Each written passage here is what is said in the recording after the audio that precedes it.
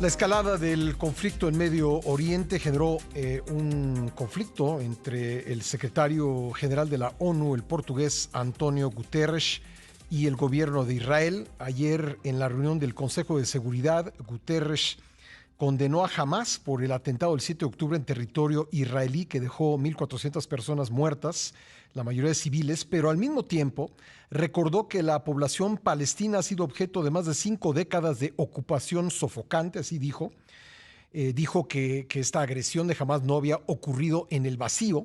Y en respuesta, Gilad Erdan, el embajador de Israel en la ONU, quien estuvo aquí en esta cabina hace algunas semanas, exigió la dimisión del secretario general y afirmó que Israel rechazará visas a los representantes de la ONU.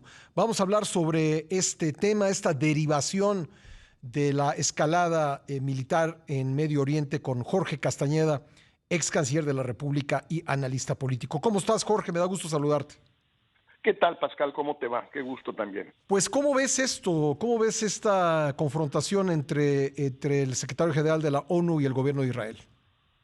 Bueno, en primer lugar es importante subrayar, creo, Pascal, que Guterres estaba leyendo un discurso previamente elaborado, escrito, redactado.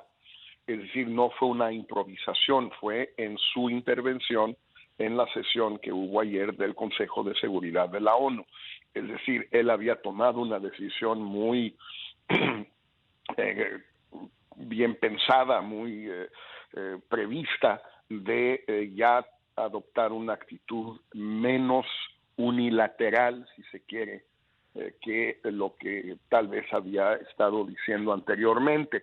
No sé si lo consultó o no con los 5 miembros permanentes del Consejo de Seguridad. A veces los secretarios generales hacen eso, pero esto fue una decisión que tomó muy conscientemente.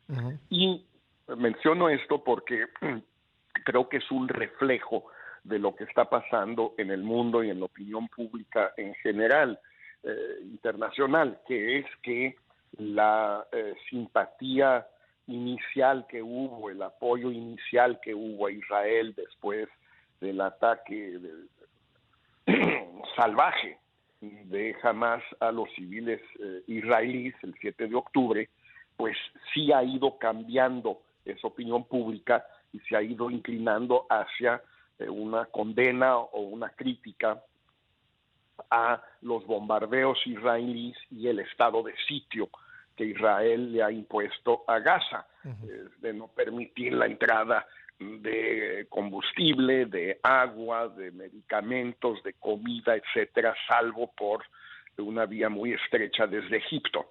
Y yo creo que el discurso de Guterres va en ese sentido, es decir, refleja este cambio de opinión que para Israel pues iba a ser muy complicado.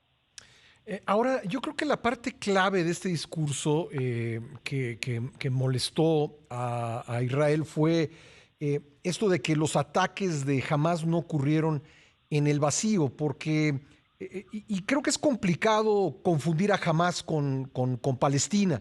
Mucha gente lo hace, pero ¿no te parece que tiene razón Israel en que esta expresión pues sirve para o alimenta esta confusión, Jorge?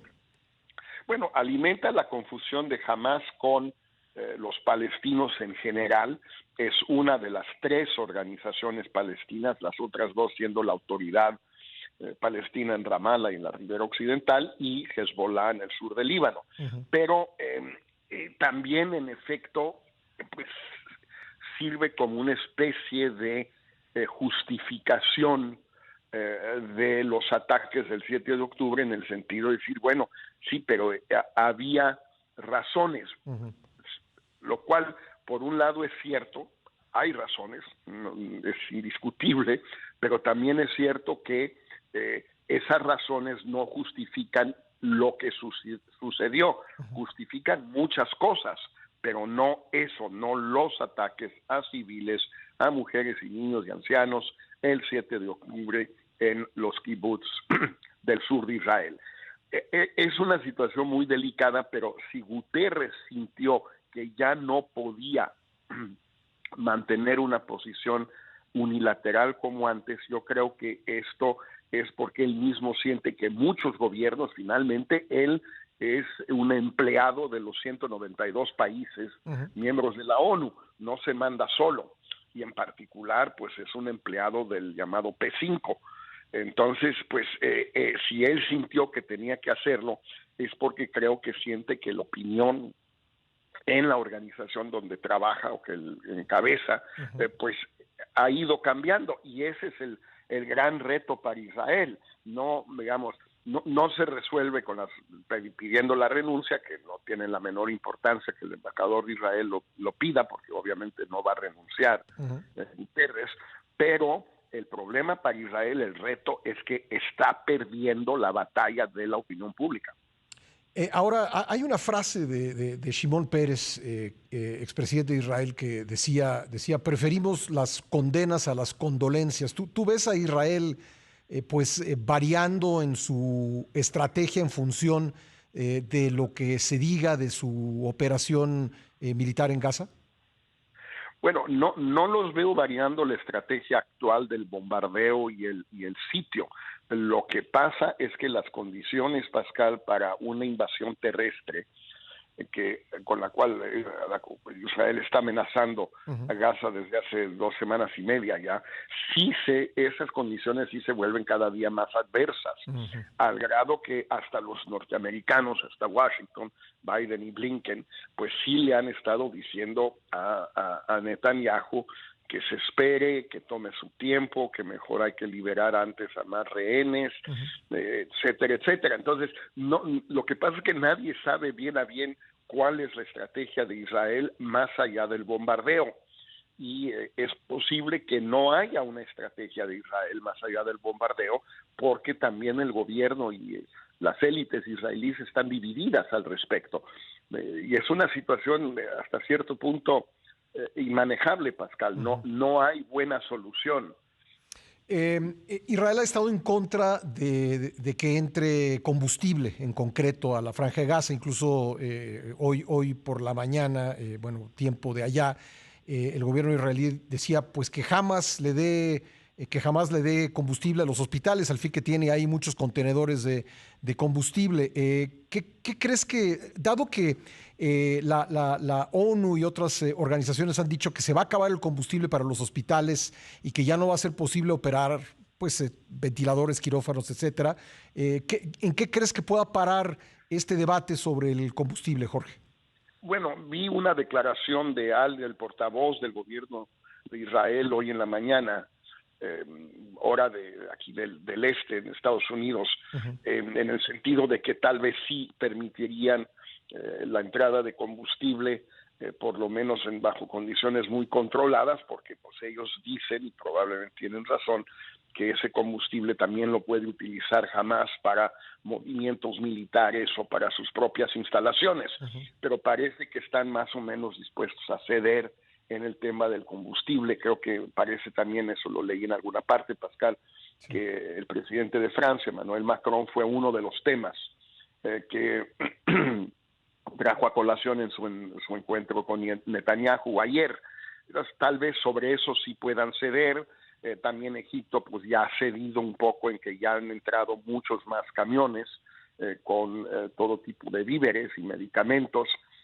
Tal vez pueda haber algún tipo de corredor humanitario que pueda construirse o establecerse para que algunos civiles de Gaza puedan salir, o por lo menos trasladarse del norte de la franja al sur.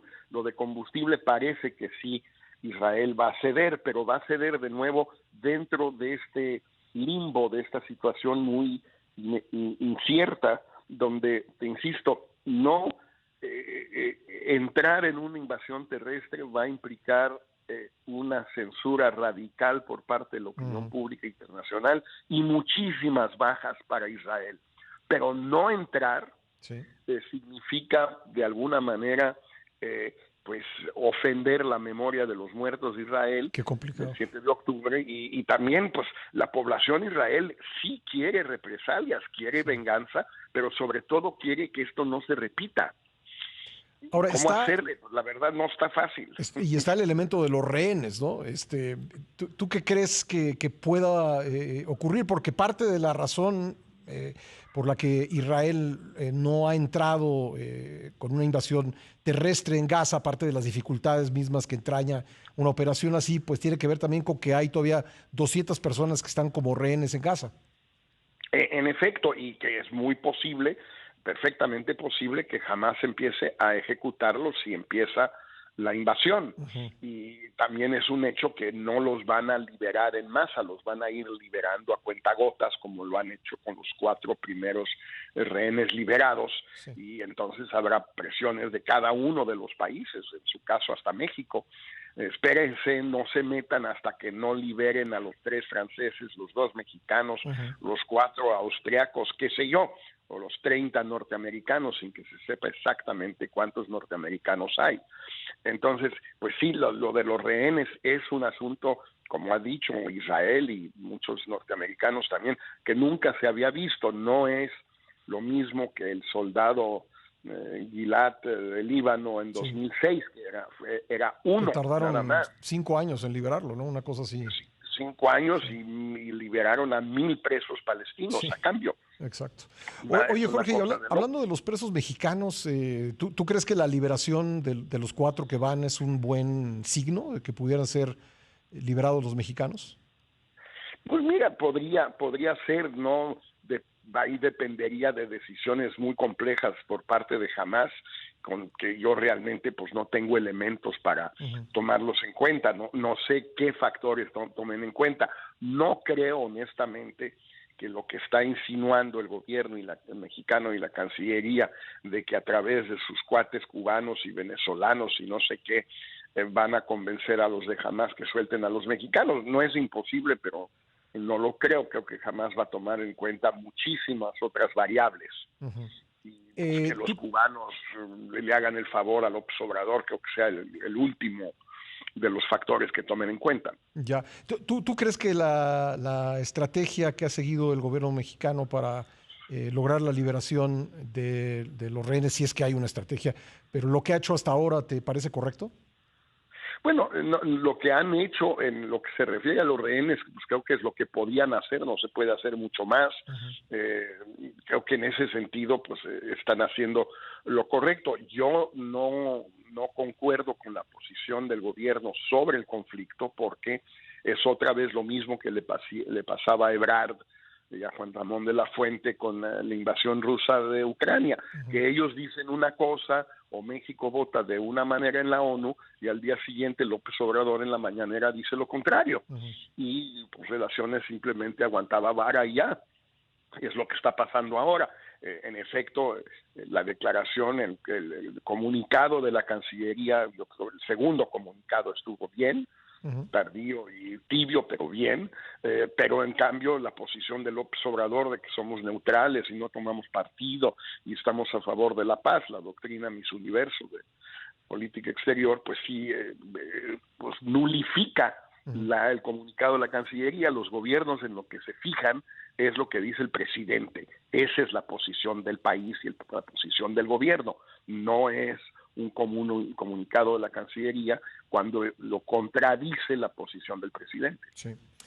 Pues Jorge, te agradezco mucho estos minutos. Evidentemente es una situación de la que nos mantenemos muy pendientes. Muchas gracias, Jorge. A ti, Pascal, un abrazo. Igualmente, Jorge Castañeda.